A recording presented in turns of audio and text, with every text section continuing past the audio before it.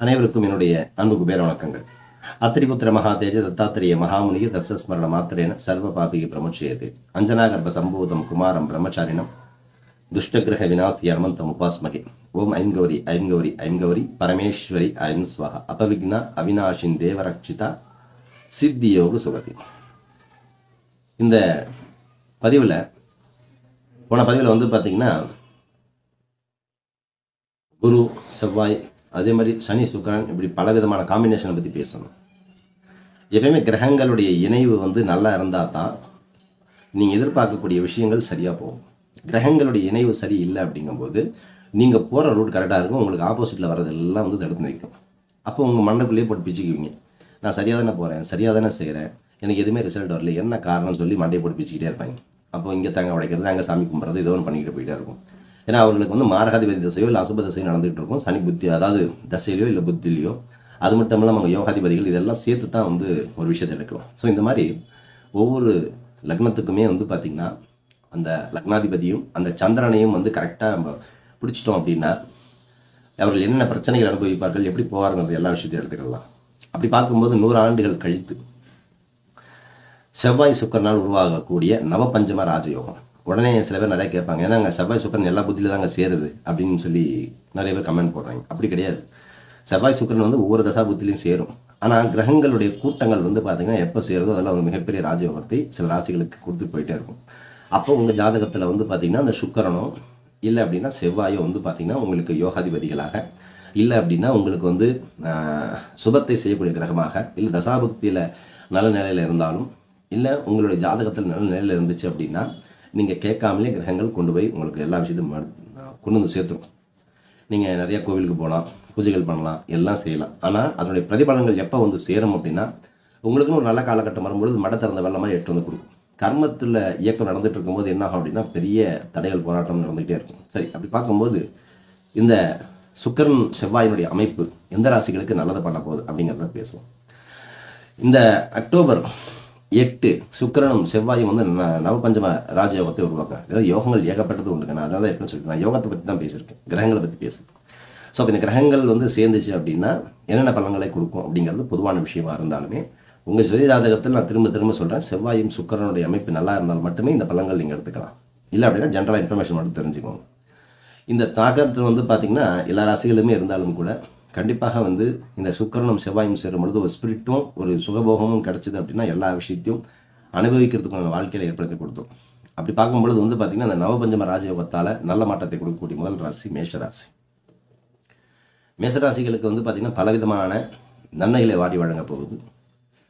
கண்டிப்பாக வந்து சுக்கிரன் அப்படின்னாவே இன்கம், அதே மாதிரி செவ்வாய் அப்படின்னா பூமி, ரியல் எஸ்டேட் சம்மந்தப்பட்ட விஷயங்கள், நீங்கள் செய்துட்டு இருக்கக்கூடிய தொழில், இது ரெண்டும் சேரும் பொழுது கண்டிப்பாக நீங்கள் போட்ட பணத்தை இதனால் ரியல் எஸ்டேட்லையோ இல்லை ஏதாவது போட்டிருந்தீங்க அப்படின்னா கண்டிப்பாக மீட்டெடுக்கலாம்.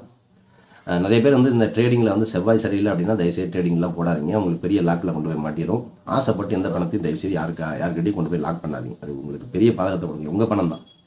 அதே மாதிரி வந்து பார்த்தீங்கன்னா நிதிநிலை உயரக்கூடிய இடத்துல கண்டிப்பாக அந்த செவ்வாய் சுக்கிரனுடைய அமைப்பு வரும் மேஷராசிக்கு. அதே மாதிரி இந்த பயணம் வந்து பார்த்திங்கன்னா இந்த சுப நிகழ்ச்சிகளில் அதிகம் பங்கேற்கக்கூடிய அமைப்பு, இல்லை அப்படின்னா உங்கள் வீட்டிலே சுபம் நடக்கக்கூடிய அமைப்பு. நான் ஏற்கனவே சொல்லிட்டேன், மேஷராசிக்காரர்களுக்கு சீக்கிரமாக யாருக்கெல்லாம் திருமணம் ஆகலையோ சீக்கிரமாக கல்யாணம் பண்ணிடுங்க அப்படின்னு சொல்லிட்டேன். இப்போ சுக்கிரனும் அதே மாதிரி புத்திராதிபதியும் வந்துட்டாங்க, 2 பேரும் சீக்கிரமாக டக்குன்னு கல்யாணம் பண்ணல அப்படின்னா கண்டிப்பாக நீங்களே எதிர்பார்த்தாலும் அதுக்கப்புறம் காலகட்டங்கள் அமைத்து கொடுக்காதுங்கிறது மட்டும் மேஷராசிக்காரர்கள் மனதில் வைத்துக் கொள்ளுங்கள். ரொம்ப மிக முக்கியம் அதுதான். இதுக்கு அடுத்ததான் வந்து மேஷத்துக்கு வந்து பார்த்தீங்கன்னா அடுத்ததாக வந்து பார்த்தீங்கன்னா சிம்மத்துக்கு வந்து என்ன செய்ய போகிறாரு அப்படின்னு பார்த்தீங்கன்னா அடுத்தது வந்து பார்த்தீங்கன்னா சிம்ம ராசிக்காரர்களுக்கு இந்த சொத்துக்கள் ப்ராப்பர்ட்டி சம்மந்தப்பட்ட விஷயங்கள் ஏதாவது வந்து லாக் ஆகிருந்துச்சு அப்படின்னா அதை வந்து அன்லாக் பண்ணி கொடுப்பாங்க. ரொம்ப நாளாக வந்து அப்ராடுக்கு வந்து ட்ரை பண்ணி ஏதோ ஒரு காரணத்தால் வந்து தடையாக இருந்துச்சு அப்படின்னா இந்த காலகட்டம் நீங்கள் ட்ரை பண்ணலாம், அந்த 8க்கு மேலே. அதே மாதிரி வந்து பார்த்திங்கன்னா இந்த அந்யோன்யம் விட்டு கொடுத்து போகிறது வந்து பார்த்திங்கன்னா உங்களுக்கு சகல விதத்தில் வெற்றியை கொடுக்கும். அந்த பிடிவாதம், முரட்டு பிடிவாதம், நான் பேசுறது அதீத போகும் கண்டிப்பாக உங்களுக்கு வர வேண்டிய பலன்களை எல்லாம் தடுத்துரும். சூரியன் வீட்டில் சிம்மம் இருக்கிறதுனால கண்டிப்பாக உக்ரம் இருந்துக்கிட்டே இருக்கும். மண்டை ஃபுல்லாக வந்து ஒரு தடவை இவங்க பிரச்சனையில் மாட்டிக்கிட்டாங்க அப்படின்னா இவங்க பக்கத்தில் இருக்க முடியாது. அந்த மாதிரி ஒரு ருத்ர தாண்டை ஆடி விட்டுருவீங்க. இருக்கிறவனையும் நிம்மதி வச்சுக்க மாட்டாங்க, அவங்களையும் நிம்மதியாக இருக்க மாட்டாங்க. அந்த மாதிரி சூழ்நிலையில் சிம்மத்தை போய் மாட்டிக்கும். அதனால் வந்து பணம் போடுவதற்கு முன்னாடி 1க்கு 2 தடவை யோசனை பண்ணி செய்கிறது நல்லது. அதே சமயம் வந்து பார்த்திங்கன்னா இத்தனை நாள் நீங்கள் யார்கிட்ட பணம் கொடுத்துருந்தீங்க அப்படின்னா அது லாக்கான பணம் கண்டிப்பாக உங்கள் கைக்கு வந்து சேரும், கவலைப்பட வேண்டாம். அதே போல் வேலை தேடிட்டு இருக்கிறவங்களுக்கு கண்டிப்பாக நல்ல வேலை கிடைக்கக்கூடிய ஒரு காலகட்டமாக இருக்குது. தொழிலில் வந்து நேர்மறையான பலன்களை எல்லாம் கொடுக்கக்கூடிய ஒரு காலகட்டமாக இந்த சிம்மராசிக்காரர்களுக்கு இந்த சுக்கிரன் செவ்வாயினுடைய அமைப்பு நல்ல மாற்றத்தை கொடுக்க போகுது. நான் ஏற்கனவே சொன்னது தான், துலாமுக்கு நான் ஏற்கனவே நல்ல மாற்றத்தை கொடுக்க போகுது, கன்னிக்கு சொல்லியிருந்தேன். அவங்களுடைய துலாம் அதிபதி சுக்கிரன் இல்லையா, அப்போது மிக முக்கியமாக மேஷம் துலாம் வந்து ரொம்ப ஃபோக்கஸ் பண்ண வேண்டிய இடமா இருக்குது. பல நன்மைகளை வந்து ரிசீவ் பண்ணுறதுக்கு நீங்கள் முதல்ல தயாராக இருக்கணும். அதாவது கிரகங்கள் எப்போ கொடுக்கும் அப்படின்னா உங்ககிட்ட ஒரு தெளிவான பாதைகள் இருந்தால் தான் கிரகங்கள் உங்ககிட்ட கொடுக்க வேண்டியதை கொண்டு வந்து சேர்க்கும். அல்பங்கட்டெலாம் கொண்டு போய் சேர்க்காது. அதே மாதிரி வேலையில் நல்ல முன்னேற்றம், தொழிலில் வந்து பார்த்திங்கன்னா ஒரு மாற்றத்தை ஏற்படுத்தி கொடுக்கும். தொழில் ரீதியாக சிறப்பான போட்ட பணத்தை எடுக்கிறதுக்கு ஒரு லாபம் கொடுக்கும். வரும்பொழுது தக்க வச்சுக்கோங்க, இல்லை அப்படின்னா திருப்பி அதே பணத்துக்காக நீங்கள் இயங்க வேண்டிய சூழ்நிலை வந்துடும். அதே மாதிரி வந்து பார்த்திங்கன்னா இந்த காலகட்டத்தில் முதலீடு செய்த அத்தனை விஷயங்களுமே கொஞ்சம் அவசரப்படாமல் விட்ரா பண்ணாமல் கொஞ்சம் பொறுமையாக நிதானமாக இருங்க. இல்லை சார் ரொம்ப கடன் பிரச்சனை ரொம்ப அதிகமாக இருக்குது, ரொம்ப போட்டு அழுத்துது, சமாளிக்க முடியல, இந்த மாதிரி இருக்கீங்க அப்படின்னா அதுக்கு மார்க்கம் உண்டு. கண்டிப்பாக அதுக்கு நீங்கள் கன்சல்டேஷன் பண்ணுங்கள். நான் அதை எங்கேங்கிறத நான் சொல்கிறேன். எந்த இடத்துக்கு போனால் பரிபூர்ணமாக நிவர்த்தி ஆகுங்கிறத நான் தெளிவாக சொல்கிறேன்.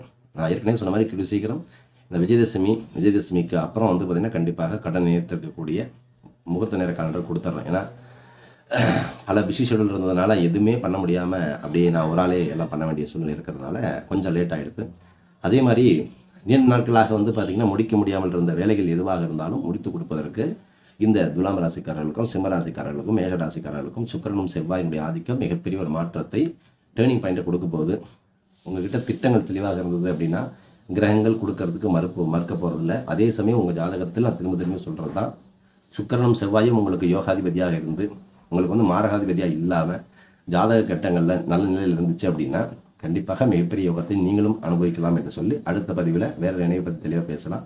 அதனால தான் வந்து நான் திரும்பி அடிக்கடி சொல்கிறேன், ஒரு ஜாதகம் நம்ம பார்க்குறோம் அப்படின்னா முதல்ல நம்ம டிரைவ் பண்ணுற ஆள் யார், நம்ம ஒரு வண்டி போகுது அப்படின்னா நம்மளை உட்காந்து ஓட்டுற ஆள் யார், நம்மளை வந்து மேடு பள்ளத்துலேருந்து காப்பாற்றுற ஆள் யார், நம்மளை வந்து கவுக்குற ஆள் யார், தடுக்கிற ஆள் யார், முடக்கிற ஆள் இதெல்லாம் தெரிஞ்சால் தான் நீங்கள் ஜெயிக்க முடியும். ஸோ இதை பயன்படுத்துங்க, நிச்சயமாக நல்ல மாற்றம் கிடைக்கும் என்று சொல்லி இந்த பதிவை நிறைவு செய்கிறேன். நற்பவி நல்லது நடக்கட்டும். ஓம் ஸ்ரீ குருவே.